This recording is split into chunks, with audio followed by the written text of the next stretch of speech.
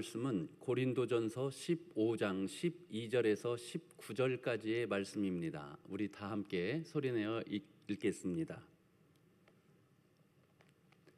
그리스도께서 죽은 자 가운데서 다시 살아나셨다 전파되었거늘 너희 중에서 어떤 사람들은 어찌하여 죽은 자 가운데서 부활이 없다 하느냐? 만일 죽은 자의 부활이 없으면 그리스도도 다시 살아나지 못하셨으리라. 그리스도께서 만일 다시 살아나지 못하셨으면 우리가 전파하는 것도 헛것이요 또 너희 믿음도 헛것이며 또 우리가 하나님의 거짓 증인으로 발견되리니 우리가 하나님이 그리스도를 다시 살리셨다고 증언하였음이라. 만일 죽은 자가 다시 살아나는 일이 없으면 하나님이 그리스도를 다시 살리지 아니하셨으리라.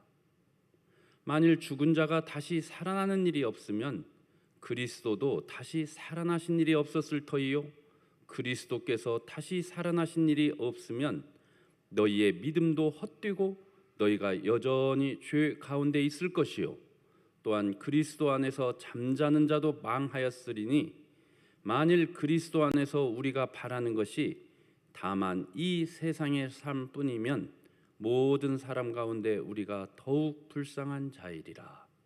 아멘. 저는 오늘 어찌하여 부활이 없다 하느냐 하는 제목으로 말씀을 나누고자 합니다.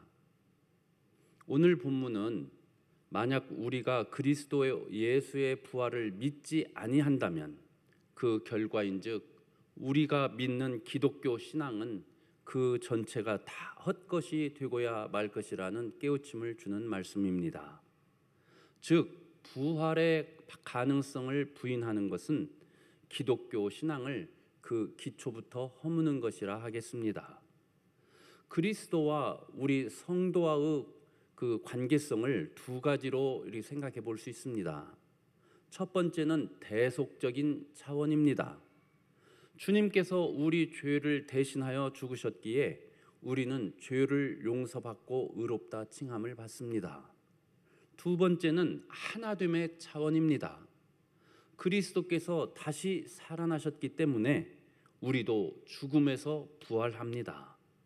이처럼 그리스도 예수의 부활은 곧 우리 신자들의 부활과 결코 뗄래야 뗄 수 없는 분리될 수 없는 사안입니다.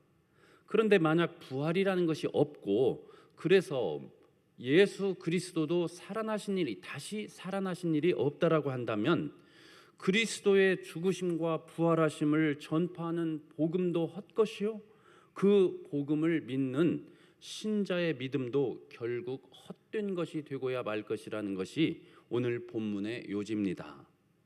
사도 바울이 그리스도 예수의 부활을 이처럼 힘주어 역설하는 까닭은 당시 고린도 교회 신자들 가운데 일부가 죽은 자의 부활을 믿지 아니하였기 때문입니다. 그들은 인간의 영혼은 불멸할 것이다라는 것은 인정했지만 몸의 부활은 받아들이지 아니하였습니다. 오늘 본문 12절에서 13절 말씀입니다. 그리스도께서 죽은 자 가운데서 다시 살아나셨다 전파되었거늘 너희 중에서 어떤 사람들은 어찌하여 죽은 자 가운데서 부활이 없다 하느냐? 만일 죽은 자의 부활이 없으면 그리스도도 다시 살아나지 못하셨으리라. 십자가에서 죽임을 당하신 그리스도께서 무덤에 장사된 것이 역사적인 사실인 것처럼 장사된 지 사흘째 되던 날 그리스도께서 무덤에서 부활하신 것 또한 역사적인 사실입니다. 그 증거로서 예수님은 부활하신 그 몸을 입고 베드로 사도를 포함한 12제자 그리고 500여 그 형제들 또 심지어는 다메섹 도상에서 바울 사도 자신에게까지 나타나셨다는 것을 사도는 그간 내내 가르쳐 왔습니다. 그런데 사도가 그리스도의 부활을 확신하였던 것은 단지 자신의 그런 체험 때문만은 아니었습니다. 어제 우리가 읽었던 고린도전서 15장 3절에서 4절 그 말씀을 통해 사도는 이렇게 말합니다. 내가 받은 것을 먼저 너희에게 전하였노니 이는 성경대로 그리스도께서 우리 죄를 위하여 죽으시고 장사 지낸 바 되셨다가 성경대로 사흘 만에 다시 살아나사. 사도가 지금 주목하고 있는 것은 구약 성경에 기록되어 있는 그리스도 부활에 관한 예언의 말씀입니다. 그 가운데 대표적인 구절이 다윗이 기록한 시편 16편 10절 말씀입니다. 이 시편에서 다윗은 자기의 마음이 기쁨으로 가득 차고 또 자신의 육신 또한 어떤 해를 두려워하지 아니할 수 있는 까닭을 이렇게 고백합니다. 이 말씀을 새 번역 성경으로 한번 읽어보겠습니다. 주님께서 나를 보호하셔서 죽음의 세력이 나의 생명을 삼키지 못하게 하실 것이며 주님의 거룩한 자를 죽음의 세계에 버리지 않으실 것이기 때문입니다. 훗날 바로 이 말씀을 베드로 사도가 사도행전에서 인용하면서 이는 다윗이 메시아의 부활을 미리 내다보고 말한 것이라 그렇게 선포하였습니다. 바울 사도 또한 사도행전 13장 35절에서 동일한 이 시편 구절을 인용해서 하나님께서 살리시니 즉 그리스도 예수는 썩음을 당하지 아니하였다라고 선포하였습니다. 우리는 저 사도들처럼 그리고 당시 500명의 성도들이 그리하였던 것처럼 예수님의 부활하신 모습을 지금 우리 두 눈으로 뵙지는 못합니다. 그럼에도 불구하고 우리가 모두 그리스도 예수 부활을 분명하게 믿습니다. 그 근거는 무엇입니까? 바로 성경에 기록되어 있는 이 신실하신 하나님의 약속의 말씀입니다. 그러나 세상 사람들은 육신의 사망 이후 우리 모두가 맞이하게 될 몸의 부활을 믿지 않습니다. 이는 인간의 경험에 입각해서 보자면 상식이요 합리적인 추론입니다. 그런데 성경은 육신의 부활을 분명하게 적시하고 있습니다. 그러니까 그리스도 예수께서 이 땅에 재림하시는 그날 신자나 비신자를 막론하고 또 살아있던 자나 이미 죽어 무덤에 묻혀있던 자나 그 누구 할 것 없이 모두가 다 몸의 부활을 입는다는 것이 성경에 기록된 말씀입니다. 그리고 나서 심판장이신 그리스도 예수의 크고 흰 보좌 앞에 서서 우리 모두는 다 최후 심판을 받을 것입니다. 그때 참된 신자는 새 몸을 입고 하나님 나라에서 영화와 안식을 누리는 쪽으로, 예수님을 영접하지 아니하였던 자는 새 몸을 입고 지옥 유황 불못에서 영원한 고통을 받는 쪽으로 서로 나누게 될 것입니다. 오늘 본문 14절에서 15절 말씀입니다. 그리스도께서 만일 다시 살아나지 못하셨으면 우리가 전파하는 것도 헛것이요 또 너희 믿음도 헛것이며 또 우리가 하나님의 거짓 증인으로 발견되리니 우리가 하나님이 그리스도를 다시 살리셨다고 증언하였습니다. 만일 죽은 자가 다시 살아나는 일이 없으면 하나님이 그리스도를 다시 살리지 아니하셨으리라. 거듭 되풀이되는 말씀입니다. 고린도 교회의 그 신자들 가운데 일부 어떤 사람들이 죽은 자들의 그 부활이 없다라고 거짓 교사나 또 잘못된 그 선생들의 이끌림에 그 휩싸여서 그렇게 말하고 있지만 부활은 분명히 있다는 말씀입니다. 만일 죽은 자들의 부활이 없다라고 한다면 예수님 또한 죽은 자들 가운데서 다시 살아나시지 못하였다, 살아나시지 아니하였다라는 이야기로 귀결될 수밖에 없지 않겠습니까? 그러나 성경 말씀이 곳곳에서 메시아로 오시는 그리스도 예수의 부활을 예언하고 있고 예수님의 부활하신 모습을 사도와 신자 그리고 바울 사도 자신이 직접 비웠는 바 죽은 자의 부활은 이처럼 분명히 존재하며 그리스도 예수의 부활은 따라서 사실이요 진리라는 것입니다. 복음의 핵심은 그리스도께서 인간의 죄를 대신하여 십자가에서 대속의 죽음을 당하셨다는 것, 그리고 무덤에 장사되셨으나 사흘째 되는 날 죽은 자들 가운데서 다시 살아나셨다는 것입니다. 그런데 이 둘 가운데 어느 하나라도 부인된다면 사도가 전파하는 복음의 내용과 효력도 헛된 것이요, 따라서 그 복음을 받아서 믿는 우리의 믿음도 헛것이 될 수밖에 없을 것입니다. 오늘 본문 16절에서 18절 말씀입니다. 만일 죽은 자가 다시 살아나는 일이 없으면 그리스도도 다시 살아나신 일이 없었을 터이요, 그리스도께서 다시 살아나신 일이 없으면 너희의 믿음도 헛되고 너희가 여전히 죄 가운데 있을 것이요, 또한 그리스도 안에서 잠자는 자도 망하였으리니. 신구약 성경을 보면 죽었던 자가 다시 살아났던 일들이 제법 많이 나옵니다. 엘리야가 사르밧 과부의 아들을 살렸고 엘리사 선지자도 수넴 여인의 그 아들을 살려냈습니다. 또 예수님께서도 회당장 야이로의 딸, 나인성 과부의 아들, 그리고 베다니의 나사로를 다시 살려주셨습니다.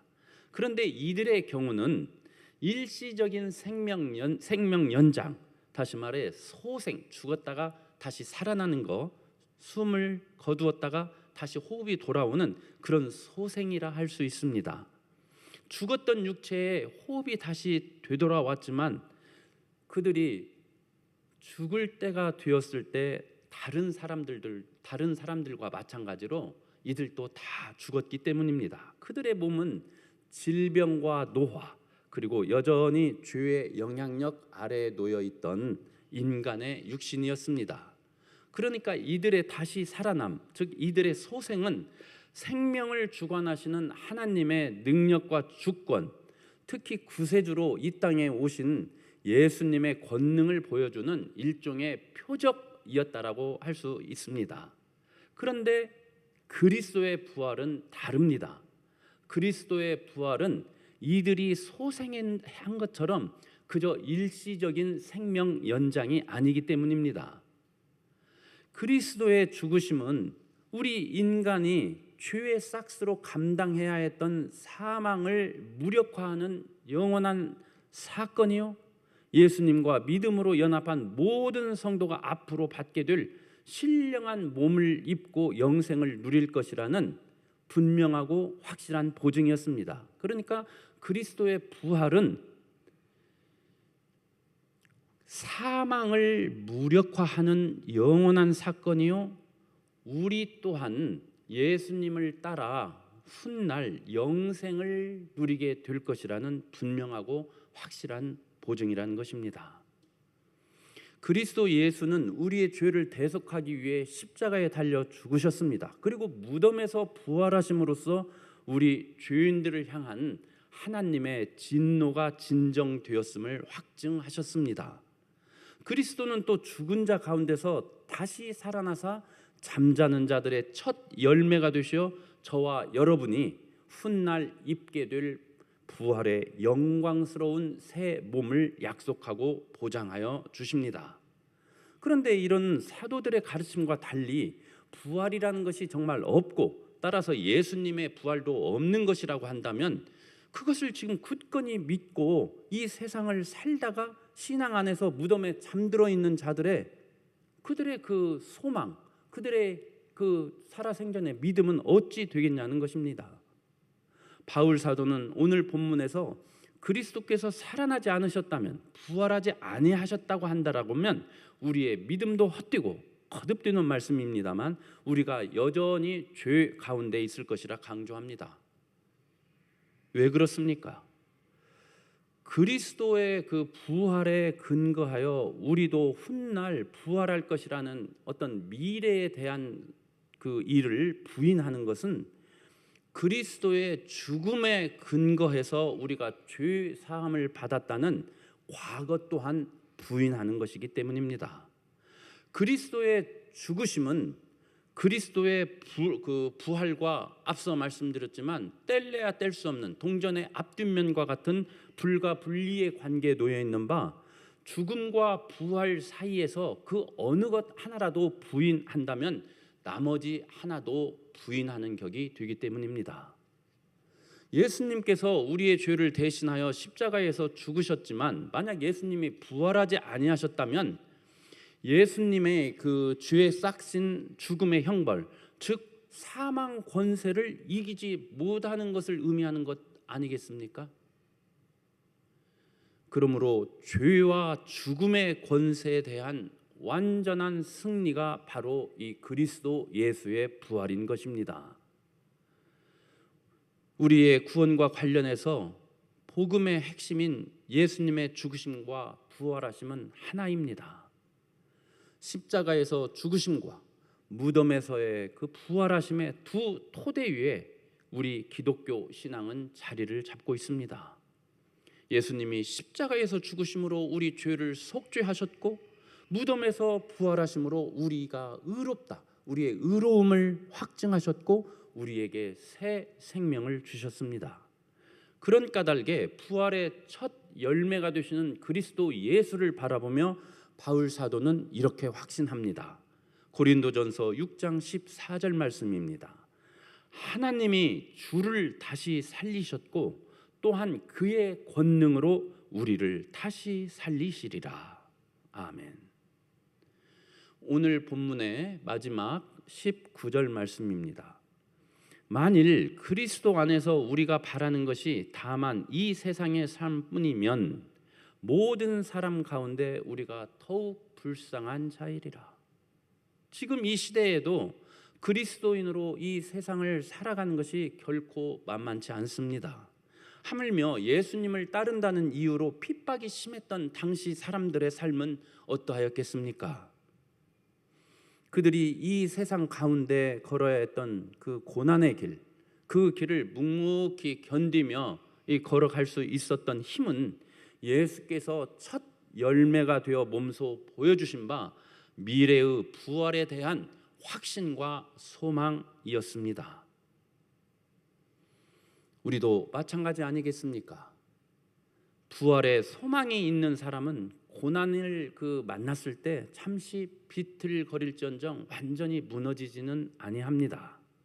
그에게는 모든 것이 온전하게 회복될 그 영원한 그 날을 고대하며 인내할 수 있는 힘이 있기 때문입니다.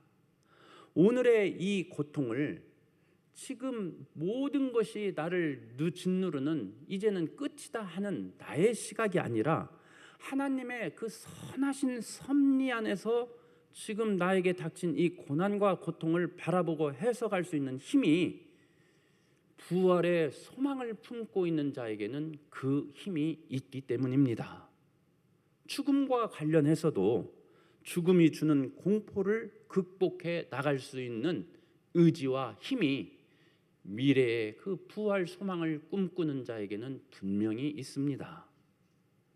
죽음이라는 가장 두렵고 큰 위협이 우리가 견지하는 부활의 소망 앞에서 힘을 잃을 때 우리는 이 땅에서 필연적으로 겪게 되는 고통, 실패, 상실 앞에서 담대할 수 있습니다. 이 땅에 속하여 살아가되 이 땅의 것에 결코 완전히 매이지는 않을 수 있는 힘이 바로 이 부활 소망에서 나옵니다. 옥인의 성도 여러분,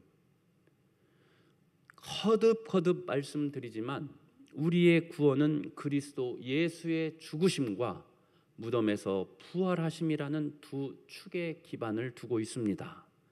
죽으심을 통해서 우리의 죄를 용서받았고 부활하심을 통하여 영원한 생명을 약속받았습니다.